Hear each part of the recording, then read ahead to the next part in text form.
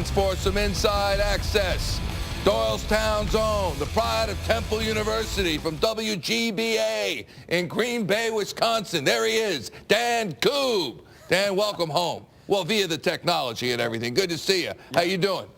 Yeah, good, Mike. Thanks. I appreciate it. You know, actually, before we get started, I have to say, when I was about 14, you gave a speech at a sports broadcasting camp. So thank you for inspiring me to get back on Philadelphia television. Dan, thank you, but if the best I could do is get you to Green Bay, Dan, I'm going to work on it some more, buddy. No, I'm sorry. Yeah. That's not right. It's not right. But you're looking, it's a great market, and you got the Green Bay Packers. And Dan, tell us about Seneca Wallace and his employment in the game plan by Mike McCarthy. Sure. Well, after Aaron Rodgers got hurt, it was obvious the Packers just can't run the same sort of offense with Seneca Wallace. Rodgers is a guy who gets them into a lot of great plays. He reads the defense when he sees how they're aligned. He gets them into good run fits, good passing situations. You can't say the same for Seneca Wallace. I mean, there's a reason he's backup quarterback of the National Football League. In the last 8 years, he started 21 games and he's lost 15 of them.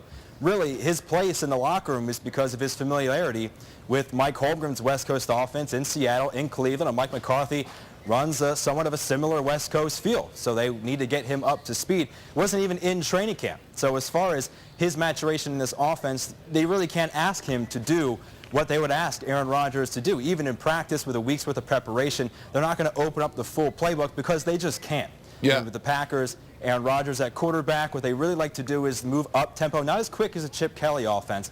They like to get up to the line, keep the defensive personnel on the field, and then sort of assess from there. And you can't really do the same thing with Seneca Wallace when you've only had a week's worth of preparation, even though Monday night against the Bears, he didn't exactly look very prepared, didn't stretch the field really at all. So you would have to hope, if you're a Packer fan, that this week's worth of preparation will allow him to do that coming up on Sunday. Yeah, Dan, just want to listen to Mike McCarthy. Here he is earlier in the week talking about Seneca Wallace in the offense.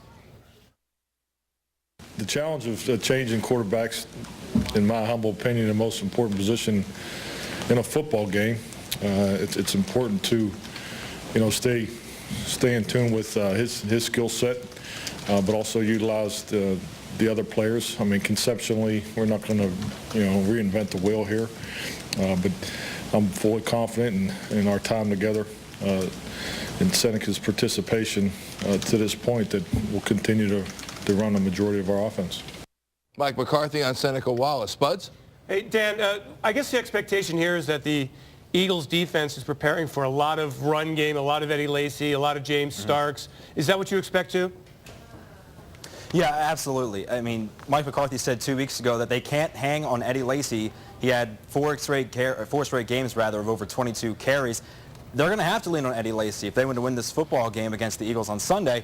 And you have to expect you're going to see more James Starks. Starks only had 6 carries for 40 yards last week, even after Coach McCarthy said he wanted to get him more touches. So I expect a heavy dose of both, but expect more James Starks than they've shown on film as of late. Rube? Hey, Dan, Ruben Frank, what do the Packers make of Nick Foles? Obviously, the guy tied the NFL record, 7 touchdowns in the game Sunday. What are you hearing in the locker room? What do they think about him? Well, it's an uncommon opponent, and they talk about it all the time. It's not anyone they've seen. They haven't seen Nick Foles, obviously, in his career quite yet, and they haven't seen the Eagles, specifically with this Chip Kelly offense, at all. So you're seeing a lot of guys praise him for the week he had, but there is that inconsistency, as I'm sure you're all aware. 10 points, 2 games against the Giants and the Cowboys in the weeks prior to the win over the Raiders. I know Foles was injured in one of those games as well, but they don't know much. All they're saying is they have to trust their technique on the defense. They have to make sure they get their reads right, and they're just going to go out and sort of try to keep up with this Chip Kelly offense. Dan, it appears that Clay Matthews will get back on the field wearing a protective club on his hand. Will he play 60 snaps? Can the Eagles expect to see the best of Clay Matthews in this game? Well, he says it sucks, frankly. He says wearing the club is maybe one of the least favorite things he's ever had to do while playing. I don't think you're going to see him 60 snaps. He's not going to go full bore. I don't think the Packers haven't even said officially if he's going to play in this game, but you can pretty much hedge your bets on the fact that he will. I think it's going to be a feeling out process. I think they're going to get him in there. They're going to see how he plays with really only one hand at a position of outside linebacker in Dom Capers' defense.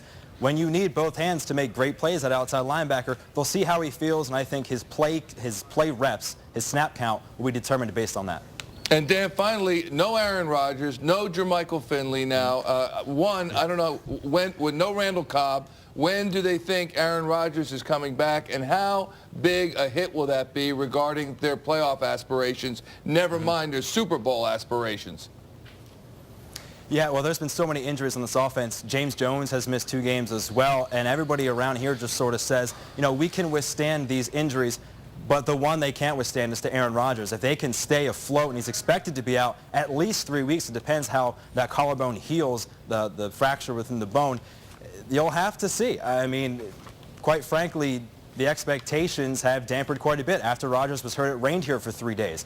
So that gives you sort of an atmospheric look at how ironic it is by the people in this area. I think that if they can stay afloat, they win 2, maybe 3 games in his absence. If he's gone for more than 3 weeks, you could be looking at them having a very advantageous situation to come back to for Aaron Rodgers. But other than that, they need to stay afloat. And getting a game at home at Lambeau Field against the Eagles is a good start. Hey, Dan, thanks so much for joining us. When you come home for the holidays or whatever, stop in, will you? Say hello? Absolutely. Thanks for having me, guys. I appreciate it. You know it. Thanks so much. Dan Koob from Doylestown Temple University at WGBA in Green Bay, Wisconsin, and we thank him for obvious reasons. But ask Pucks, who is the City 6 leader this year? Who is the City 6 leader, Pucks? The City 6 leader? Who will win? Who's going to win? The City 6? Who's the best team in the... Oh, I'm going to go Nova. Nova? I'll take Villanova also. Oh, he didn't ask you, but I like it. You're going with Nova. You're saying LaSalle. There you go. Rube's going with Villanova as well. Spud's is going with Temple. Okay, Amy can't wait. And Dan Koob said Temple as well. We'll take another time out. We thank Amy. We'll see her coming up at 6 o'clock with Neil Hartman and Coatsy.